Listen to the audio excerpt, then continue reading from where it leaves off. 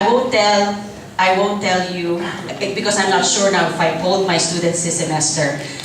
So you'll have to remind me later when we get to class. But for the last maybe 3 or 4, maybe 5 academic years, I often begin the semester in Constitutional Law 1 by polling my students on how many of them have read the 1987 Constitution before coming to law school or before coming to their first course in constitutional law.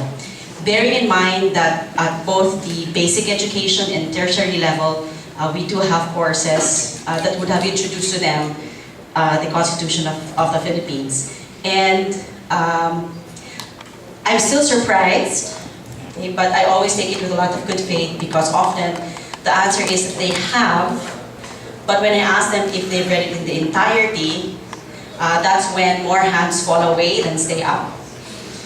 Because a good number would have read only portions of it, and it seems that the most popular portion of the 87 Constitution is the preamble. And I'd like to begin the reaction today because, on that note, because a few years ago, I think I've already told my students this is not the first time that we are attempting to embark on Constitution writing or rewriting. I think from the moment that we ratified the 87 Constitution, there was already an attempt to change one or more of its provisions, the most popular being to change the economic provisions in order to lift the equity limitations on many of our commercial activities. And of course, not a few times, we've also had an attempt to change the Constitution to shift from the presidential form to the parliamentary form of government. So this is not new for us, although it may be new for my students as they grow younger every year. But a few years ago, maybe in 2008, the Ateneo School of Government held a forum on charter change. And it was very interesting. Father Bernas weighed in. Now students know him because of his textbook on the 1987 Constitution. By that time, he was very active in this area. But what interested me during that forum was there was a representative from a non-governmental organization whose only purpose was to distribute printed copies of the 1987 Constitution. Because based on their study, there's a very low percentage of the population at the time who read the Constitution, and the reason why it remained unread is because no one really had access to the text itself. So the challenge was, they were trying to raise money at the time to print 500,000 copies. And of course, that's, that wouldn't even reach the great number of the population across the country.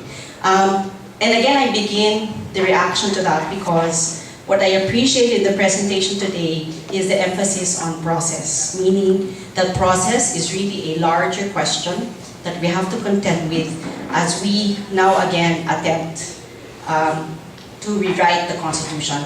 As you know, the lower house through a committee has already approved the resolution to undertake charter change through Constituent Assembly, even if during the campaign period most of us heard that the President's choice of modality was really a constitutional convention. So we're not paying very much attention to the larger process questions in order to make this exercise a very meaningful one for us. So I'm hoping that with the discussion that we've had this morning on 2 aspects of constitution making, the process as well as the structure within the Constitution that we would have to effectively agree upon.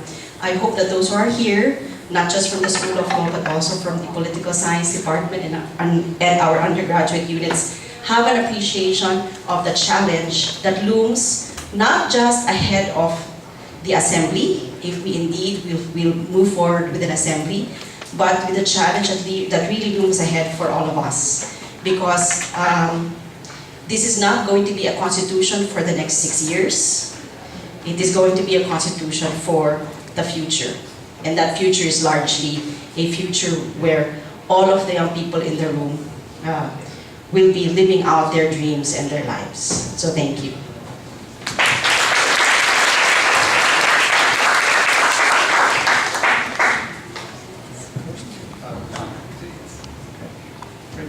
So thank you, Madam Chair, and thank you to Professor Tai and to the Law Centre here at the University of Philippines, and to Professor Ferrer for the invitation to come this morning and to talk to you. And of course, thank you to Dr. Kimana for, I think, a very interesting presentation of international ideas work on constitution building.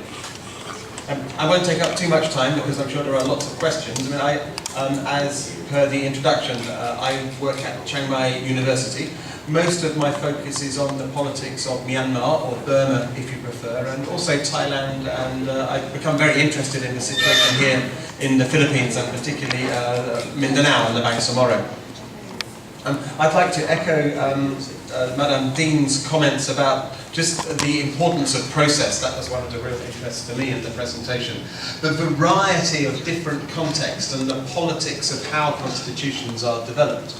And working on Myanmar, I think one similarity with the debate that's just starting in the Philippines is federalization, the process whereby a country moves from a relatively unified state towards something that's more decentralized and federalized. Very different set of political dynamics to when sovereign states come together. I guess the classic example would be the United States of America in a process of federalism. The end product may or may not look similar, but the politics dynamics are very different. As I said, I work mostly on Myanmar, where there is the 2008 constitution was really imposed by the military and very problematic, deeply flawed in many respects.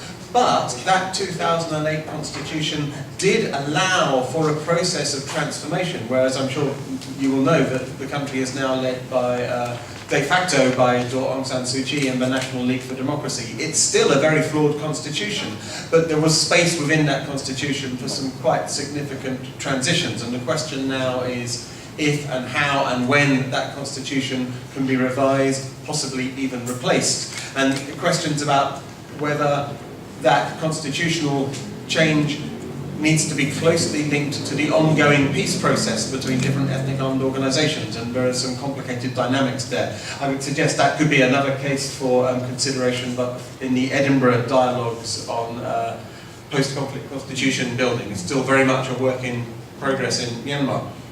The country I live in, Thailand, of course, the constitution was overthrown in a 2014 military coup. A draft constitution has been written at the direction of the military government in Thailand, and recently received, I think, a lukewarm endorsement in a constitutional referendum in Thailand, yet to be actually rolled out and implemented. And in Thailand, of course, very particular issues around the role of the monarchy, as I'm sure you will also know that His Majesty King Bhumibol recently passed away, so there are questions about the role of the monarchy in Thailand, and it's a very important underpinning of the constitutional order. Not to take up too much time, but I guess one of the other issues which really resonated with me thinking about Myanmar from the presentation was minorities within minorities. The kind of issues which occur when decentralization, federalism, sub-state units are based around ethnic identity. Ethnic identity is often essentialized, it's considered to be very problematic. You are either category A or you are category B, and those categories get mapped onto particular territories. I think that's often difficult in real life. Many times individuals and communities have multiple identities and come from mixed parentage. And also, of course, it's rarely the case where there are discrete geographic boundaries. Often communities live overlapped with each other. So if decentralization and federalism is too much identified with ethnic identity, I think there are some particularly some issues there. Also, I think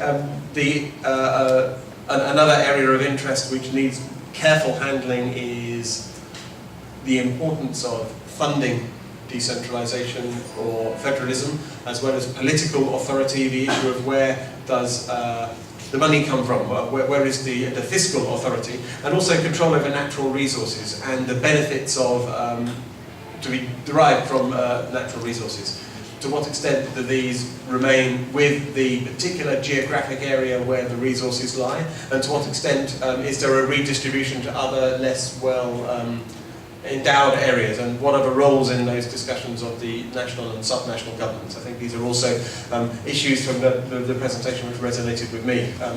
So I think I'll leave my comments there and say thank you again for the invitation to be here today and for such an interesting presentation.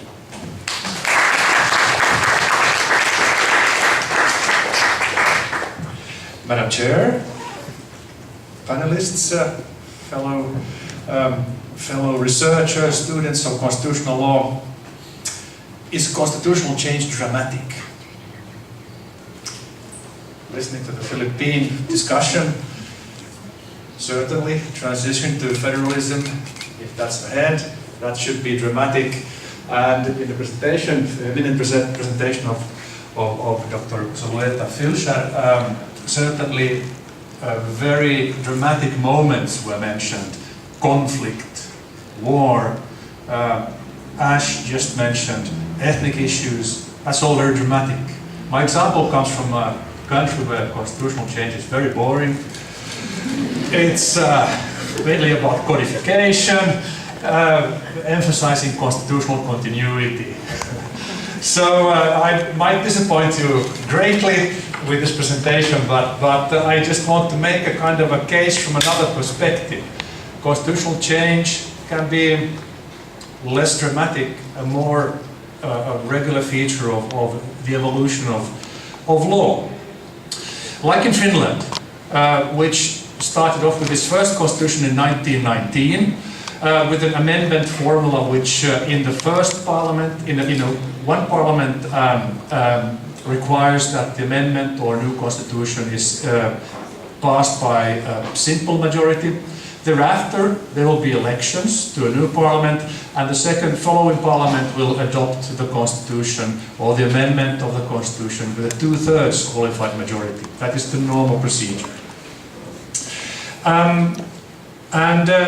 At some point in Finland, after 1919, things happened. There was a Second World War and so on. But in 1974, there was an idea of a total reform of the Finnish constitution, very much also driven by the leftist idea that something should be done from the constitutional point of view in order to rectify the wrongs of the capitalist society and so on.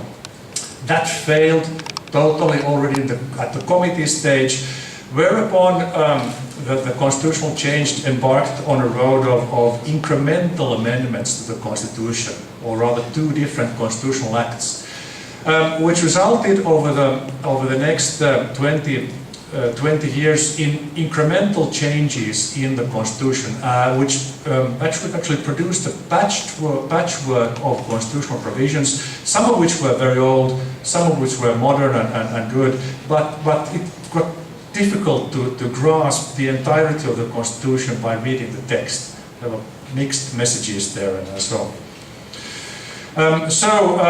A new constitutional text was necessary, and actually, in hindsight, it looks like a 2-phase process.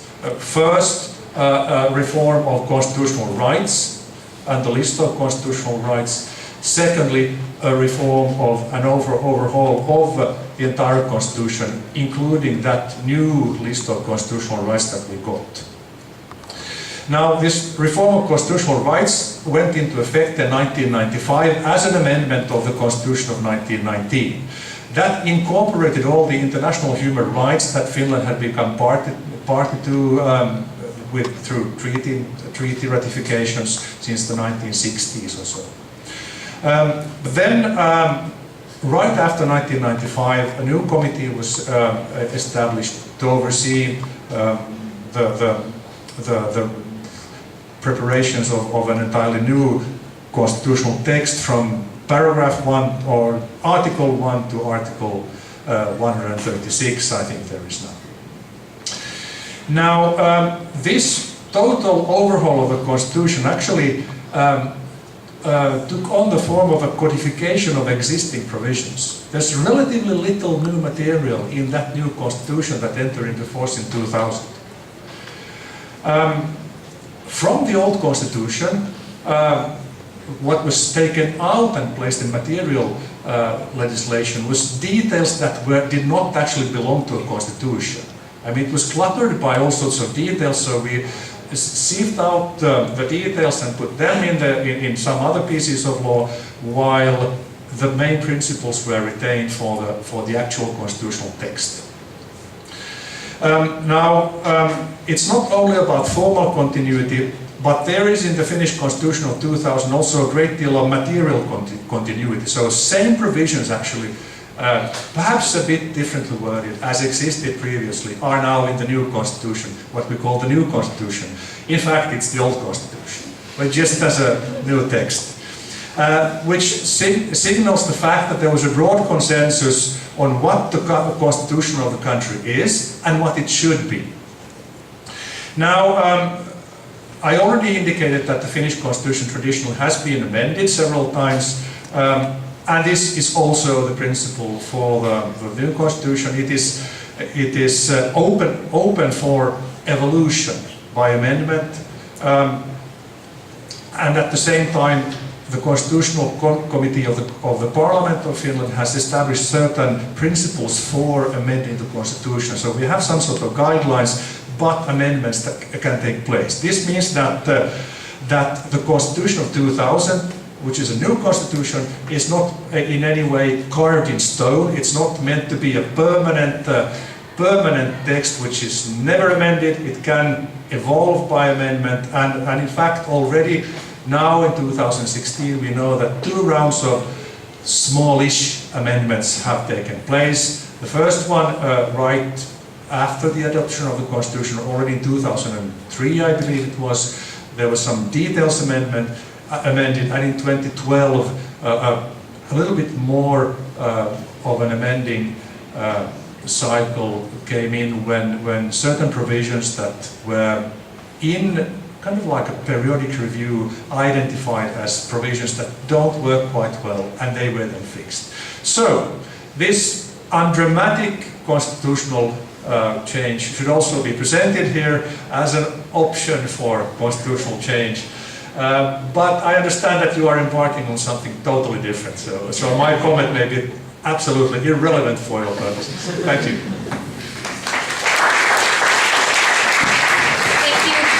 Ingrid, Dr. South, and Dr. Suksi. Dr. Fülscher, do you want to say anything or react to the comments, or?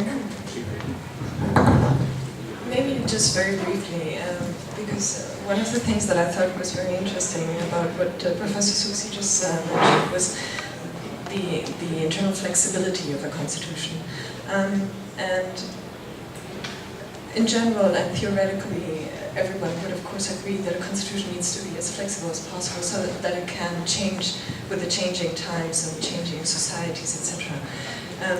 But it is sort of a factor, and this is what we've sort of discovered, that in many constitution building processes, especially in post-conflict societies, that there is this trade-off whereby the warring parties, but not even the warring parties, some certain groups, stakeholders in the constitution building process, they really want to have every detail in the constitution to ensure themselves that something is going to happen, and that something is going to be implemented.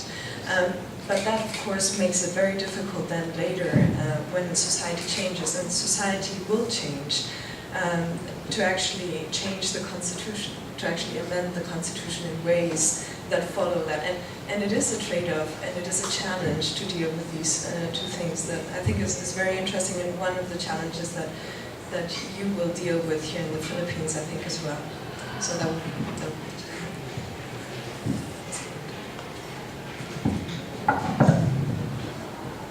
Do any of the reactors want to comment, or anyone? So, okay, so maybe we can proceed.